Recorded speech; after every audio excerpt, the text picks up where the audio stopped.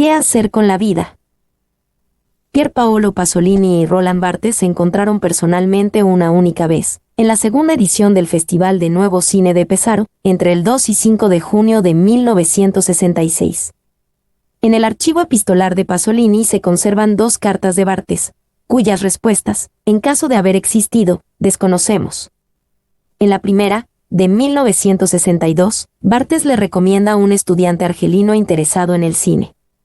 En la segunda, más sustanciosa, lamenta la úlcera que padece Pasolini antes del Festival de Cine de Pesaro, al que finalmente acude, y aprovecha para, además de expresarle su admiración, agradecerle el interés por la semiología de la imagen que Pasolini ha difundido por medio de Nuovi Argomenti a lo largo de la década de los 60.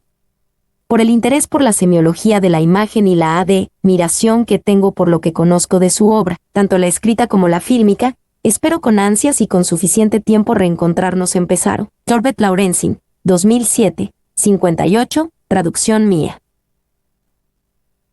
Este interés seguramente llegó a sus oídos gracias a la polémica que los tuvo a uno y otro como partícipes y que se deja ver en un artículo que Pasolini había publicado ese mismo año.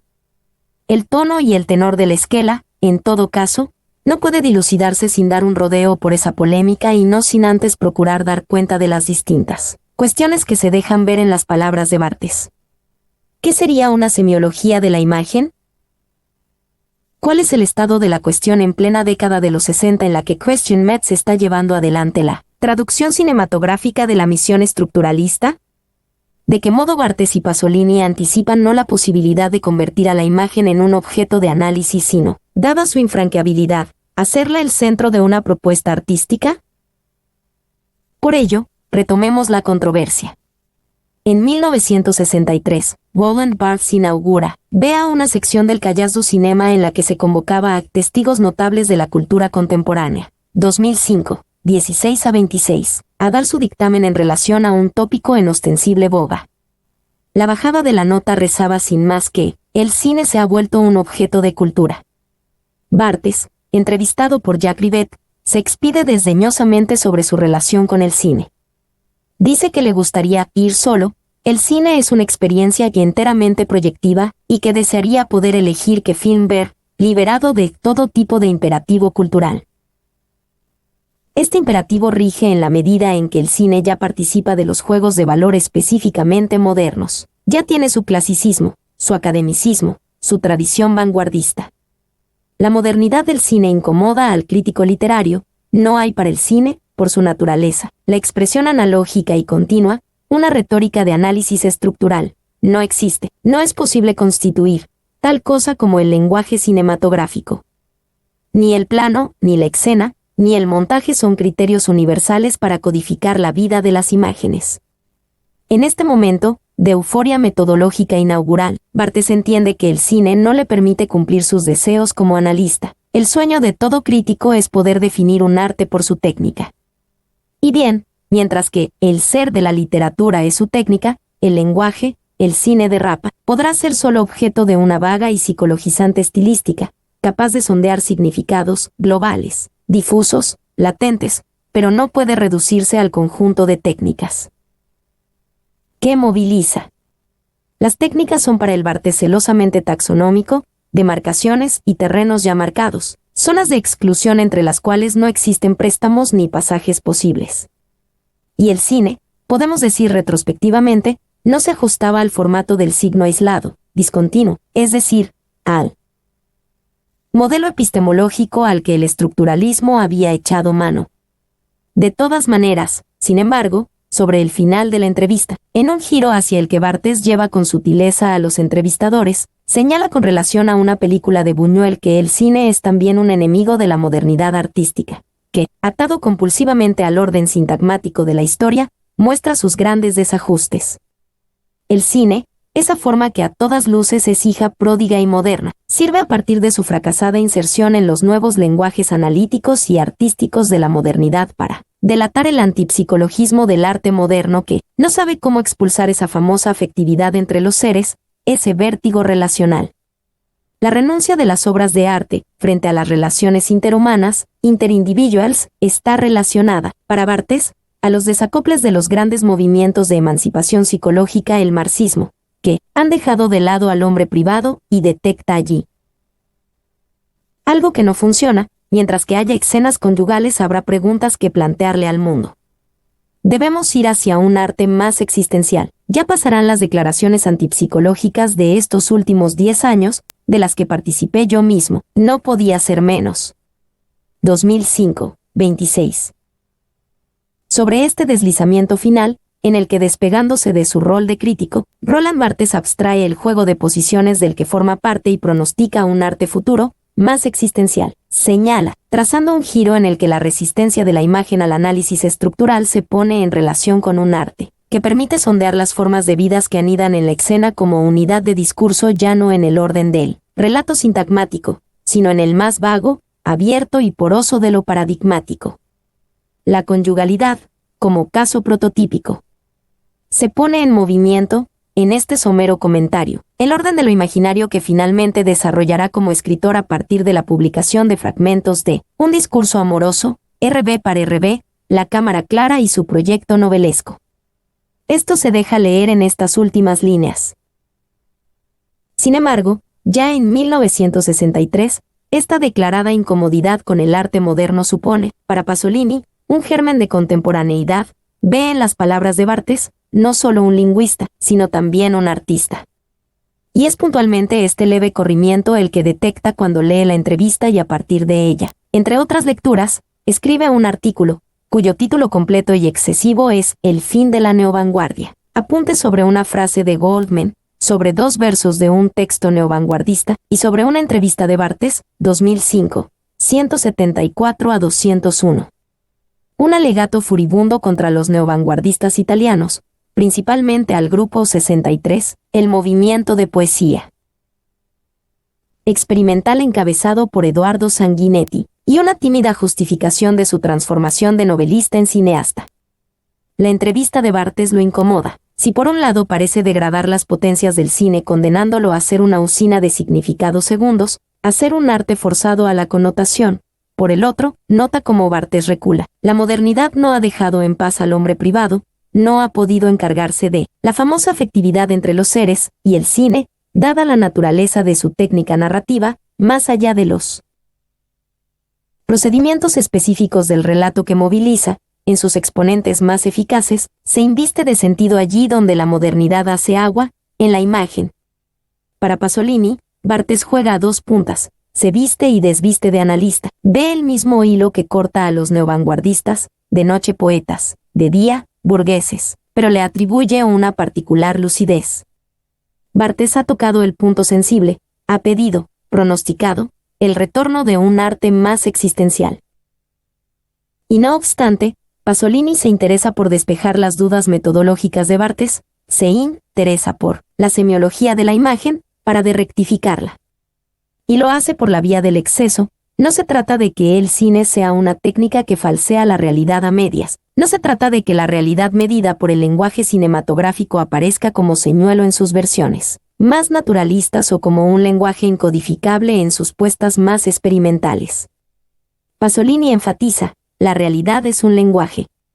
Otra que hacer la semiología del cine, es la semiología de la realidad la que hay que hacer. 2005, 191. Destacado del autor. El cine es la escritura de ese lenguaje, el cine expresa la realidad con realidad. Pasolini encuentra en el cine un medio que se ajusta a su proyecto artístico, que es en definitiva un proyecto político-pedagógico. Dicho en pocas palabras, el hecho de sentir que no se puede escribir usando la técnica de la novela se ha transformado inmediatamente en mí, por una especie de autoterapia inconsciente, en la necesidad de usar otra técnica, o sea, la del cine. Lo importante era no estar sin hacer nada o hacer de un modo negativo. Entre mi renuncia a escribir novelas y mi decisión de hacer cine, no ha habido solución de continuidad. Lo he tomado como un cambio de técnica. 2005, 189. Pasolini descubre en el cine un medio transitorio, porque, de hecho, lo llevará hasta sus últimas estribaciones hasta verlo agotado, finalmente abjurará también de él, que cuaja con las directrices de su prédica artística. A partir de las virtualidades de la reproducción analógica y continua de la imagen, el cine permite, en primer lugar, la escritura de una realidad transnacional, transclasista, que no tiene el corte regional de la lengua, que expone un lenguaje común, el de la acción, la presencia física, los comportamientos, lo que Agamben, 2001, 47 a 56, invoca bajo la idea del gesto. Si la televisión era peligrosa porque justamente era la expresión de esa técnica en estado puro, espontáneo y por ello llevaba a la perpetuación de la gestualidad pequeño-burguesa, el cine el montaje era una plataforma capaz de sondear significados, globales, difusos, latentes, que embestían contra y coagulaban en la forma primigenia y meditada del ejemplo. Pasolini halló una forma de comunicación alternativa a las formas de la cultura de su tiempo, a la vieja y alta cultura y a la nueva y masiva, oponiendo a los actos culturales de los neovanguardistas, actos existenciales cuyo valor ya no reside en la actualización moderna de lo nuevo, sino necesariamente en la presentificación de un ejemplo, uno, en el mismo sentido, en un artículo posterior a este, de 1968, lo que es neosdanovismo y lo. En este sentido, lo que queda en la estela de este intercambio es una cuestión de velocidades, de timón y de economías. Si para Pasolini, Barthes, se sostiene en el tabú de lo real, para Barthes, lo veremos, Pasolini va inexorablemente, sin retardos ni rodeos a incinerarse en él. Si la ética de la suspensión del sentido, que Pasolini también impugnará en la poética teatral brechtiana, retienen a Barthes en el lugar del saber, como científico, no puede ceder ante los sentimientos que exhalan del magma, perderse en el hacer. 2005. 25. Barthes no cede a la tentación de un arte otra vez inocente. En todo caso, es esta pregunta por la semiología de la imagen, sus posiciones y desarrollos posteriores, lo que va a marcar el campo en donde los trabajos de uno y otro fluctuarán, con cierta sinergia, de aquí en adelante. En rigor no hay más contacto frontal que este conjunto de rastros. De encuentro personal no ha quedado registro. De las cartas, reitero, no ha habido respuesta. La polémica en cuestión no es retomada explícitamente. Y de ella resulta que, por cierto, podemos aventurar que conformaban dos temperamentos absolutamente distintos, que se intimidaban recíprocamente. Barthes sería, en esta conjetura, una autoridad bibliográfica para el Pasolini Lego, una autoridad lo suficientemente lejana y sólida como para convertirse en objeto de un ejercicio típico por esos tiempos, la francofilia. El Pasolini artista e intelectual. No es difícil imaginar que resultara lesivo para la sensibilidad bartesiana, para su discreto erotismo, para su profesión de fe a favor del matiz, para su primero descomunal y luego declinante esteticismo. De hecho, existe una escena bien ilustrativa en este sentido, descrita en RB para RB 1995 bajo el encabezado Le discours previsible. Barthes escucha sentado en un restaurante una conversación entre dos comensales que parece escenificada, como si una escuela de dicción los hubiera preparado para hacerse escuchar en lugares públicos. Todo lo que dicen parece prefabricado, previsible, no hay fisura alguna. Habla la jactancia, postula. Pero, ¿de qué hablan? Barthes, tan remiso a dar nombres propios de sus contemporáneos, lo deja escapar. Sur le dernier film de Pasolini, 1995, 35, traducción mía. Lo que en efecto es posible colegir en el incidente es que Pasolini es vulnerable al estereotipo, a su tocado de muerte por las fuerzas encráticas de la Daxe. Nunca él podrá ser fijado y detenido en una imagen como Pasolini lo está haciendo en ese preciso momento, en esa conversación. De hecho, el texto en cuestión intenta ser la prueba definitiva de ello.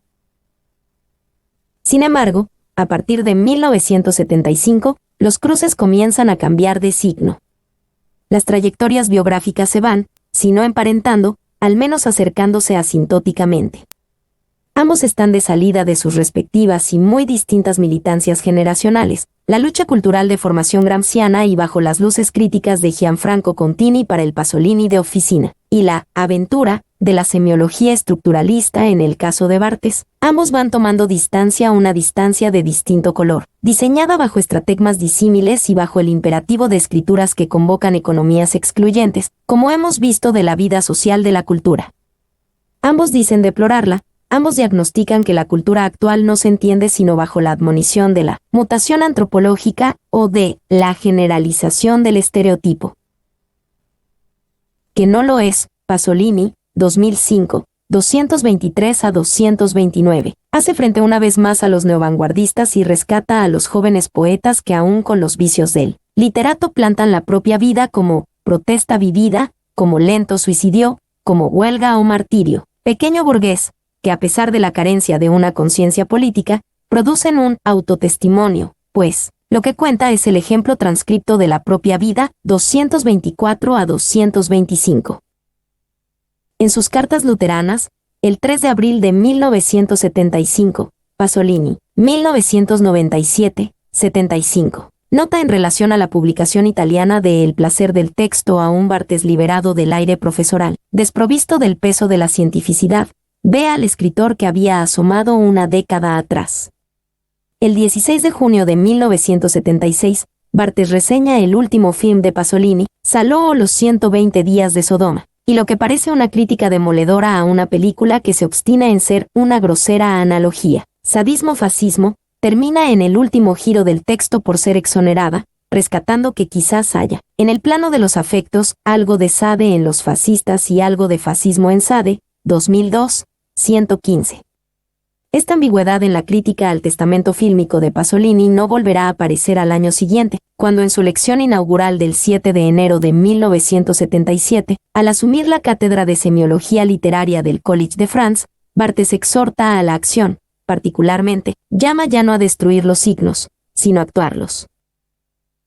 Y para ello se identifica con la estrategia pasoliniana por excelencia, la abjuración, para desmarcarse del poder 2003, movimiento que bautizaría como atópico y cuyos alcances y mitologías subsidiarias exploraría en el curso de aquel año, Cómo vivir juntos. Curso dedicado al vivir monástico, en el que pugna por una ética de las distancias, un vivir juntos ecuánime que supere la falsa tolerancia y el falso hedonismo del poder de la cultura de masas, repitiendo casi al unísono el diagnóstico pasoliniano.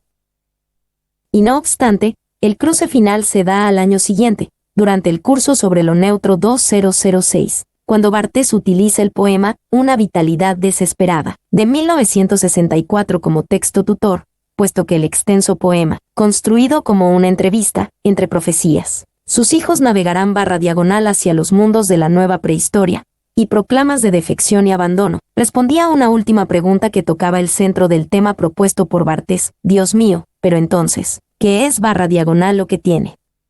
Usted en el activo, /diagonal, yo. Una desesperada vitalidad, 2002, 153. De este modo, retrospectivamente y más allá de las estrictas referencias que hemos recolectado, lo que procuro poner a la vista es que la relación que subterráneamente mantuvieron Barthes y Pasolini, una suerte de epistolario oblicuo, no puede entenderse bajo la forma de una mera sincronía. Lo que hay en la relación entre Barthes y Pasolini, lo que la hace interesante, es algo del orden de lo intempestivo. Las resonancias recíprocas que emiten sus respectivas obras capturan, seguro, una instantánea de la inteligencia europea de la posguerra, pero más importante, formulan una puesta en crisis de la modernidad tal y como quiso ser entendida masivamente durante la milagrosa recuperación económica de posguerra, en tanto rehabilitación de un humanismo estéril, de un tiempo teleológico que no tomaba nota de que había llegado a su fin, de una realidad del todo nueva. Pasolini, que se llamaba a sí mismo el más moderno de todos los modernos, 2002, 23, y Barthes, que en su diario nocturno, en el último año de su vida, se hizo una pregunta casi indecente: ¿y si los modernos están equivocados? 1987, 97, ambos pusieron en el banquillo a la modernidad como plafón artístico, como forma de cohabitación, como forma de gestionar lo viviente. En este punto, los cruces puntuales se modulan con las propias fuerzas de su tiempo. C, por ejemplo, es una pieza en boga desde 1930 y que va en crecimiento. Klossowski, Blanchot, Simone de Beauvoir, Debord, Bettely, Lacan, Foucault componen la lista de sadianos que cronológicamente Barthes y Pasolini cierran. ¿Por qué Sade? Porque Sade es el precursor de una tradición eminentemente europea, la de las rupturas culturales a partir del rechazo de las propias tradiciones, que luego de Sade continuó con el romanticismo negro, el culto satánico, las vanguardias históricas. Esta tradición antihumanista, de la que Barthes y Pasolini participaron cerrándola, consiste no en incorporar, integrar o asimilar lo monstruoso, el mal, la crueldad, dentro del propio mundo, sino en convertirse ellos mismos en monstruos para su propia tradición, y pese a ello, expresan esta tradición la solidaridad interior con lo otro que los lleva mucho más allá de la idea misma de tolerancia. En este sentido, la rehabilitación de Sade en el siglo XX intentó mostrar lo que la modernidad europea había bregado por suprimir en el momento mismo en que cimentó sus bases y lo mostró mediante la negativa. Así, en sus distintas versiones Sade fue un teólogo negativo, un depravado clínico, la otra cara de Kant, el más revolucionario de los revolucionarios, un cristiano apenas disfraza un flujo verbal con tendencia a la desaparición, el epítome del silencio cinematográfico. Pero Barthes, que lo insinúa, y Pasolini, haciéndolo, llevan a Sade a otro estatuto, intentan considerarlo ya no en virtud de su agonismo, sino en su total evidencia. Barthes construye con Sade, Furia, Loyola 1997, un libro bisagra, no solo es su último texto, digamos, monográfico, sino que en él ya se vislumbran los lineamientos de su obra postrera de la década del 70. Le sirve por un lado para sostener su teoría moderna del texto, Sade como un fundador de lenguas, Sade como protocolo de literatura escribible, Sade como lo actual, pero al mismo tiempo lo usa para dar sutilmente su veredicto final en la polémica que lo había cruzado con Foucault hacía poco tiempo. El autor es una figura necesaria y Barthes reclama su amistoso regreso. Se trata de un cambio radical en su sistema de lectura. El autor se convierte en facilitador de lo que será su exploración de la cotidianidad, de una cierta coexistencia entre autor y lector en la que se abandonan la teoría moderna del texto. Pasolini, en efecto, en su testamento fílmico llevó a Sade a esa literalidad que el Barthes crítico deplora como una operación evidente y literal, una mostración del fascismo, a que se parece, y no su demostración, de dónde viene, pero termina en el último giro del texto señalando la posibilidad de rescatarlo, fallido como figuración. El fin de Pasolini vale como reconocimiento oscuro, es en resumidas cuentas un objeto propiamente sadiano, absolutamente irrecuperable, 2002, 113 a 115.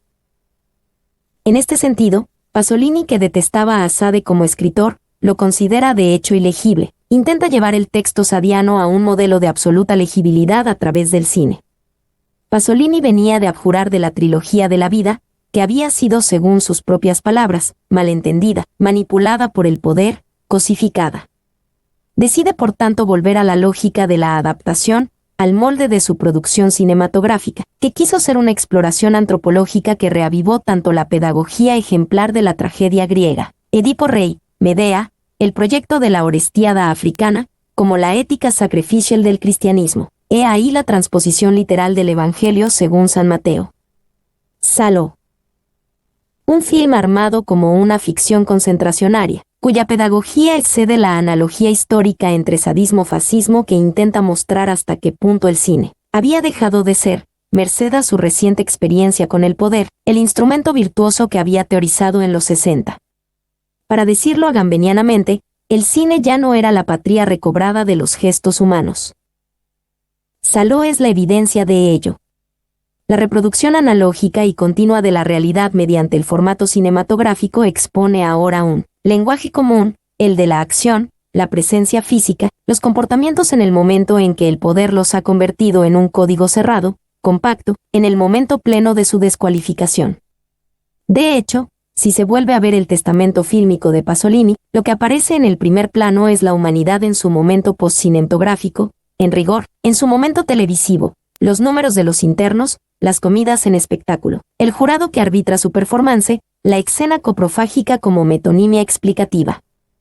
El diagnóstico funesto de la película es que el poder ha llegado a un momento técnico televisivo en estado puro, espontáneo, cuya desembocadura no es otra que la perpetuación de la agestualidad, la recuperación de los gestos, pero en su forma pequeño burguesa. No es casual entonces que en ese mismo momento Pasolini volviese masivamente a sus proyectos de escritura, algunos abandonados durante los 60, ¿Quién soy?, La Divina Mímesis, así como otros presentes, Petróleo. La literatura en ese nuevo contexto vuelve a aparecer como la forma más acabada, más segura, para hacerle frente al nuevo contexto.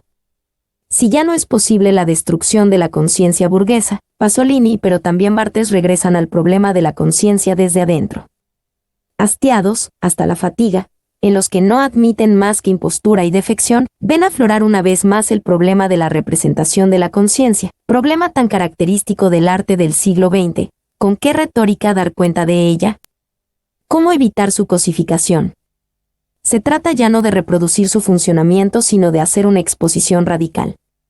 La Divina Mímesis, en su nota inicial fechada en 1964, ya delineaba las modulaciones de este programa de escritura.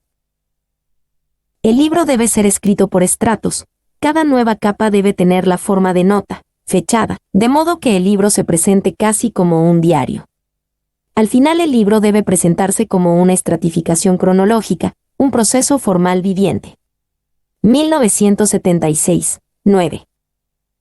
En este libro, donde Pasolini repasa al mismo tiempo que vive los años 60 e incluye un registro fotográfico, anticipa y contornea su proyecto final, la confección de un archivo que, en tanto tal, se conserve, como documento del paso del pensamiento, pero que, lejos de someterse a un orden clasificatorio, se trate de un proceso vivo. De allí, la idea prima de la transcripción, una transposición que otra vez pone a la realidad en posición de manifestarse por sí misma y que, por lo tanto, olvida todas las mediaciones modernas, la obra, la tradición, los géneros y principalmente la escritura. Literatura e imagen encuentran su fuerza común. En una palmaria carta dirigida a Moravia, carta que sería integrada a la edición póstuma de Petróleo, Pasolini parece pedir un consejo: ¿debo reescribirlo todo como novela?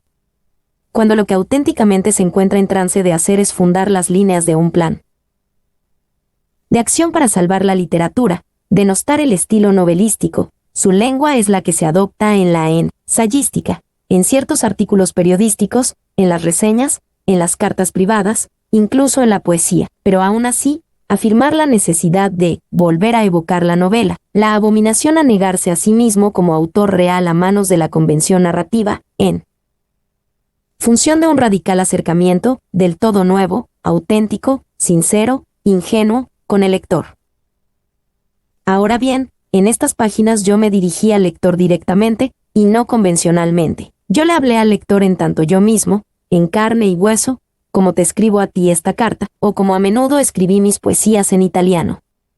Hice de la novela un objeto no solo para el lector, sino también para mí. Puse ese objeto entre el lector y yo, y lo discutimos juntos, como se puede hacer cuando se está solo, escribiendo. Pasolini, 2005b, 317. Asimismo, 1979 encuentra a Barthes embarcado en este proyecto de escritura que hace público y que anuncia en sus intervenciones y sus seminarios, catalizado a la vez por su tarea libre en College de France y por la muerte de su madre a fines de 1978, si se quiere, por la ciencia y la angustia. Regresa al amor por la literatura con el ímpetu de quien busca salvar lo que va a morir, y formula una teoría privada de la novela, donde lejos de un rescate o una rehabilitación del género en sus versiones decimonónicas o engajé, Barthes improvisa una idea ad hoc de la forma novela, que propone interrumpir a Pasolini el ronroneo moderno de lo nuevo, a favor de una preocupación por lo testamentario, el esto ha sido, para salvar los afectos. La preparación de la novela, 2005b, junto con La Cámara Lúcida y Diario de Duelo, conforman este nuevo archivo bartesiano,